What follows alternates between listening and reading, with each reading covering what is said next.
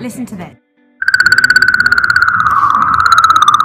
That is the sound of the Churyumov-Gerasimenko Comet, picked up by the Rosetta spacecraft, which, if it's successful, will be the first time a mission has managed to land on the surface of a comet. So Rosetta has been tweeted 136,000 times in the last 24 hours, and the hashtag Comet Landing as well has had around 133,000. People are getting very excited about it online, saying it sounds like the comet is singing, and people have started sharing memes of space cartoons like the Clangers and Marvin the Martian, saying they might find creatures like this on the comet when they land. The BBC is also running a live page, so you can just click the link in the description below if you want to learn more.